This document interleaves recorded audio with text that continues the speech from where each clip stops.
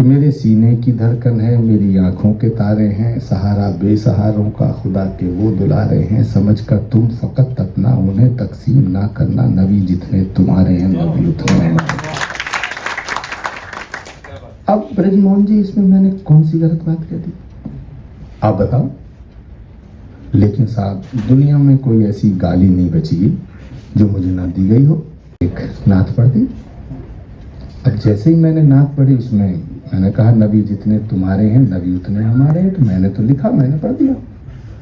अब जो इधर वाले थे, तलवार लिए खड़े थे, उन्होंने कहा साहब आचार्य प्रमोद कृष्णम तो मुल्ला हो गए।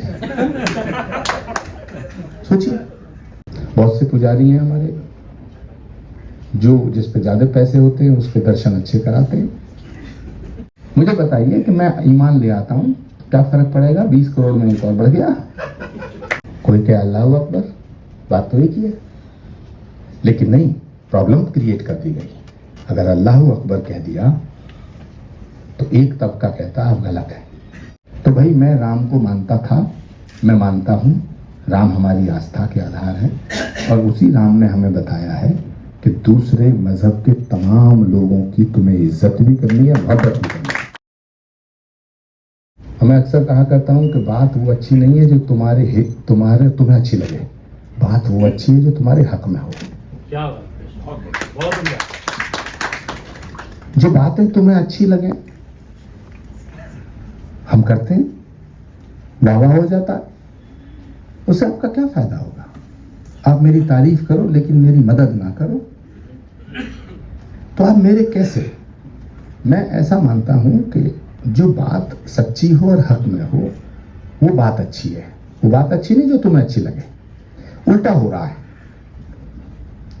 एक आदमी ने हमारा पेट फाड़ा, ऑपरेशन किया, उसे डॉक्टर कहते हैं वो बीमारी के इलाज करने के लिए पेट फाड़ता है। कभी कभी क्या होता है कि बीमारी ठीक नहीं होती है, ऑपरेशन सक्सेस नहीं होता है, मरीज मर जाता है, तो डॉक्टर को कातिल नहीं कहेंगे। जो हमारा पेट इसलिए चाक कर रहा है कि वो हमारी जान लेना चाहता है, उसने चाकू चलाया और हम बच गए, तो हम उसे डॉक्टर नहीं कहेंगे। नियत क्या है? बहुत अच्छी नियत क्या है? आपकी नियत क्या है? बहुत से पुजारी हैं हमारे जो जिस पे ज्यादा पैसे होते हैं उस पे दर्शन अच्छे कराते हैं। अब क्या करोगे? तुम उनके खिलाफ अगर बात करोगे तो उनकी यूनियन है, इकट्ठे हो जाएंगे। वो कहेंगे साहब इनका क्या मतलब? नियत क्या है? मंदिर में रहते हैं, नियत दक्षिणा में।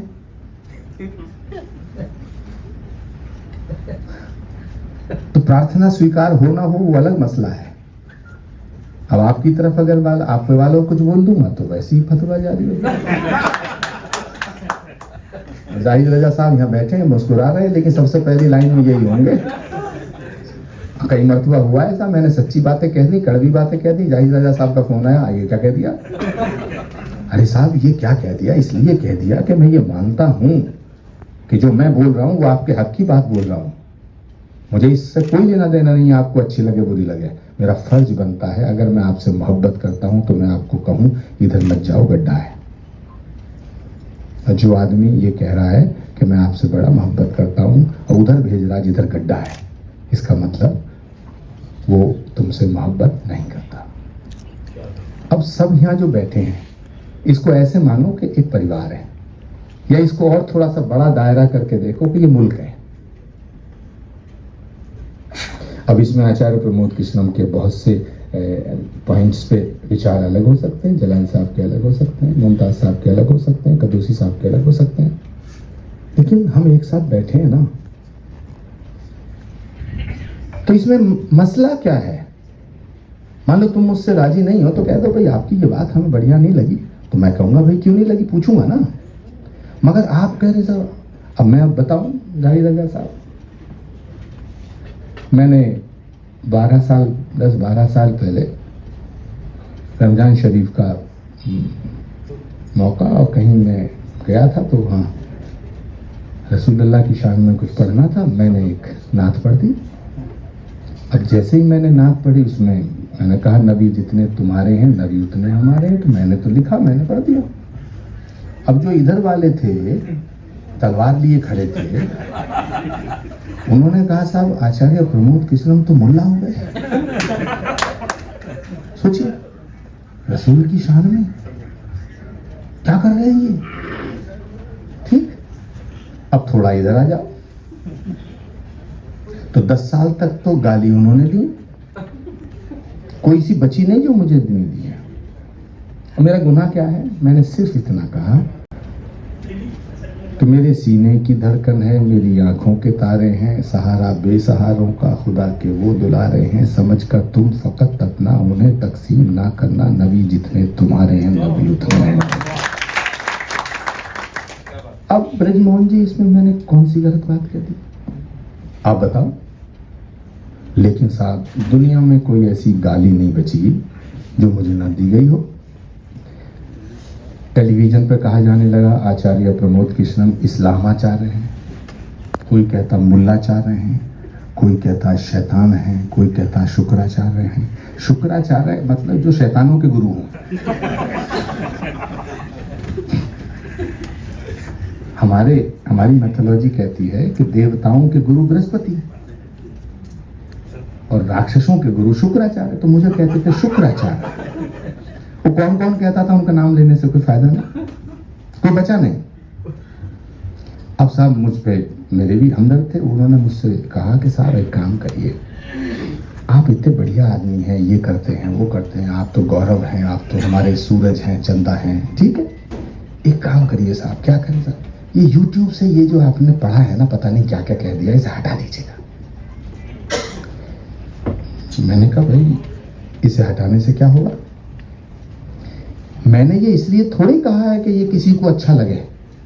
यदि मैं इसलिए कहता किसी को अच्छा लगे तो मैं डरता कि किसी को बुरा लगेगा। मैंने ये इसलिए कहा है कि ऐसा मैं मानता हूं। अगर मैं इसलिए कहता, मैं पैसे देकर कब्बाली थोड़ी कर रहा हूं कि तुम्हारे घर आया तो तुम्हें बना दिया, उनके घर गया उनके लिए कह दिया, ऐसे थोड़ी होता है।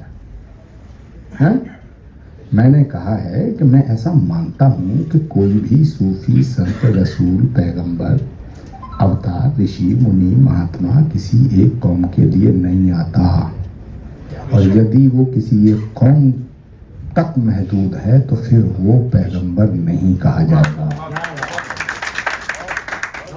उसे अवतार नहीं कह सकते, उसे ऋषि मुनि महात्मा सूफी संत फकीर नहीं कहा जा सकता। अगर कोई एक जात की बात करता है, एक सूबे की बात करता है, एक समाज की बात करता है, सबके कल्याण की बात तो कर सकता है, लेकिन ऐसा नहीं हो सकता कि ये मेरे परिवार में पैदा हुआ है तो मैं सिर्फ इसका हूँ, ये मेरे समाज में मैं इसका हूँ। इसका मतलब फिर कहीं गड़बड़ है। ये तो मेरा एक्सपीरियंस है। और ब्रजमोहन जी इसको अगर धार्मिक दृष्टिकोण से देखा जाए, जस्टिस कद्दूसी साहब, अच्छा चलिए आप बात करते हैं, अगर धार्मिक दृष्टिकोण से देखा जाए, रिलीजियस पॉइंट ऑफ व्यू से देखा जाए,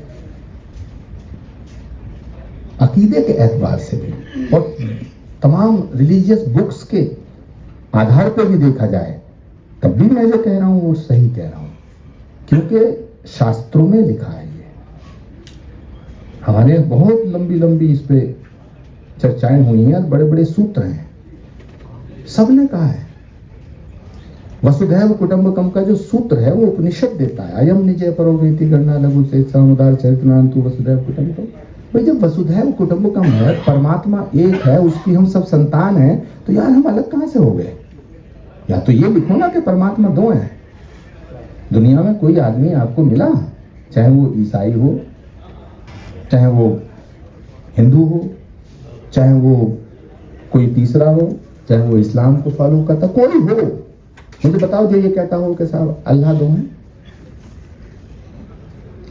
ईश्वर दो हैं, अल्लाह, ईश्वर, खुदा, रब, गॉड, भगवान, परमात्मा, ये क्या है? ये नाम है। उर्दू में ये, अरबी में ये, फारसी में ये, इंग्लिश में ये, है ना? हाँ? अब अगर इन भाषा को अलग कर दिया जाए और उसका कुछ और भी नाम दे दिया जाए तो क्या फर्क पड़ा? परमात्मा लिबास और जबान का मोहताज थोड़ी है।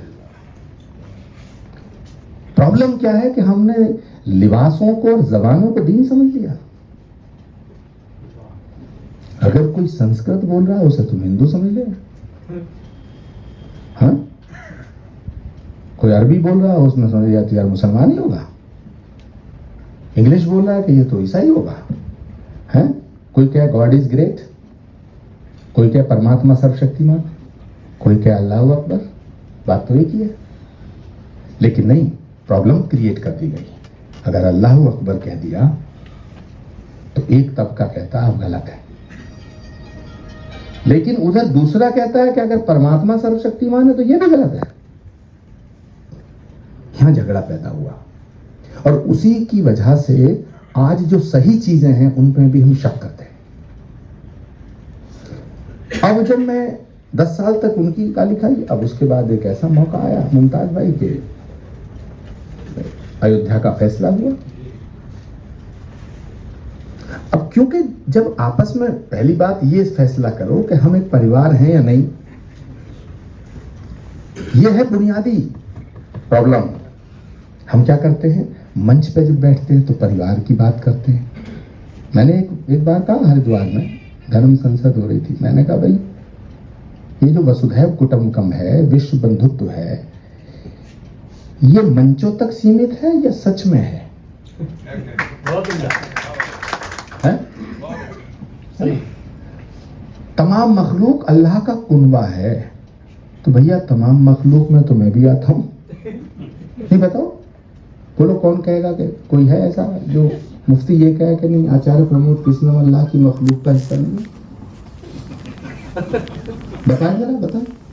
और भैया कहो तो सिद्ध करो, बताएं आप। मेरे दाढ़ी है,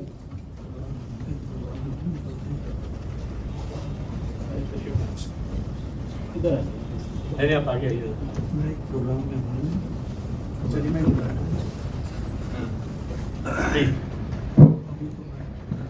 तो मैं ये कह रहा हूं कि पहले ये इसका फैसला करो कि हम एक परिवार हैं या नहीं हैं। और यदि एक परिवार हैं तो भाई मेरी गलती मेरे सामने कहो, मैं आपकी बताऊंगा, और फिर मिलजुल के एक साथ रहेंगे, एक छत के नीचे रहेंगे, एक आंगन में रहेंगे, एक आंगन में रहे हैं।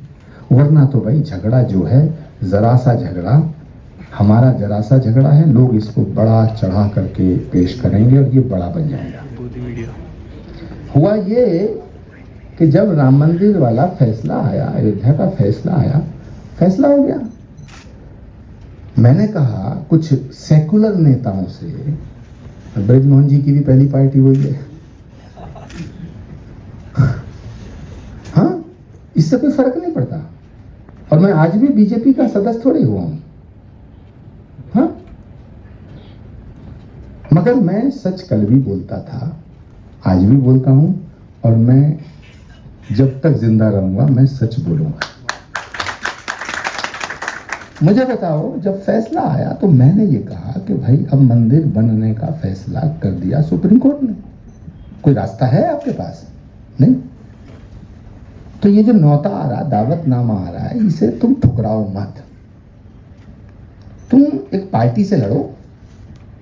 अगर तुमने ये दावतनामा ठुकराया तो इसका संदेश ऐसा जाएगा जैसे तुम तो राम के खिलाफ हो, तुम अयोध्या के खिलाफ हो, कि साहब वहां जो है एक खास पार्टी का कब्जा है। अच्छा जी, किनका कब्जा है? अब जरा तफसील से मैं बताना चाहता हूं। वहां जो ट्रस्ट बना उसके अध्यक्ष कौन है? नृपेंद्र मिश्रा। नृपेंद्र मिश्रा कौन है? नरेंद्र तिवारी के प्रमुख सचिव थे, पूरा खानदान कांग्रेसी। दूसरे तरफ देखो, मान लीजिएगा बीजेपी का कब्जा है। भाई अगर किसी गुरुद्वारे पे अकाली दल के किसी एक गुट का अध्यक्ष बन जाए तो क्या वहां अरदास करनी छोड़ दोगे? आप बताएं जाहिद रजा साहब, अगर सियासी एतबार से कोई आपका विरोधी किसी मस्जिद का, किसी जगह का मुतवल्ली हो, तो क्या वहां जाना छोड़ दिया जाएगा? हैं? अगर किसी मंदिर का पुजारी मुझे नापसंद करता हो तो मैं उस मंदिर में नहीं जाऊंगा? ये कौन सा सही फैसला आपका? अब जैसे ही मैंने ये कहना शुरू किया तो जो इधर वाले थे जो मुझे कहते थे तो मुल्लाचार्य हो गए हो, इस्लामाचार्य हो गए हो, उन्होंने कहना शुरू कर दिया आचार्य प्रमोद कृष्णन तो देवता है। और जो मेरी बात पे ताली बजाते थे वो कहना शुरू कर दिया साहब ये तो बदल गए, ये तो उधर चले गए। अरे भाई, तुम किसी पॉलिटिकल पार्टी के खिलाफ हो सकते हो या उसका समर्थन करने वाले हो सकते हो, लेकिन तुम्हारी इतनी ना हैसियत है, ना कुव्वत है और ना कभी होगी कि तुम किसी अवतार के, किसी रसूल के, किसी पैगंबर के खिलाफ आप खड़े होकर के, आपकी हैसियत क्या है? क्या कोई दुनिया का मुसलमान ये कह सकता है कि खाना काबा से चिट्ठी आ गए और मैं उसे एक्सेप्ट ना करूं? वो किसी फिरके का हो, ना मसलक का मसला है, ना फिरके का, ना किसी गुट का। तो दुनिया में जितने सनातन को मानने वाले लोग हैं उनमें किसी की हिम्मत है कि राम के यहाँ से दावतनामा आया उसे ठुकरा दो? तो भाई मैं राम को मानता था, मैं मानता हूँ, राम हमारी आस्था के आधार है और उसी राम ने हमें बताया है कि दूसरे मजहब के तमाम लोगों की तुम्हें इज्जत भी करनी है, मोहब्बत भी करनी है। मुझे बताइए कि मैं ईमान ले आता हूँ, क्या फर्क पड़ेगा? 20 करोड़ में एक और बढ़ गया? नहीं, बताओ, आप अभी हिंदू हो जाओ तो क्या फर्क पड़ गया? बात तब बड़ी और अच्छी है कि आप अपनी आस्था पर टिके रहो और मेरे सुख दुख में शामिल रहो, मेरी आस्था का सम्मान करो और मैं अपनी आस्था पे टिका रहूं, आपके अकीदे का एहतराम करूं। ये बात बड़ी है। अगर राम को मानने वाले पैगंबर का सम्मान करें और पैगंबर को मानने वाले राम का एहतराम करें, तब हिंदुस्तान बनता है।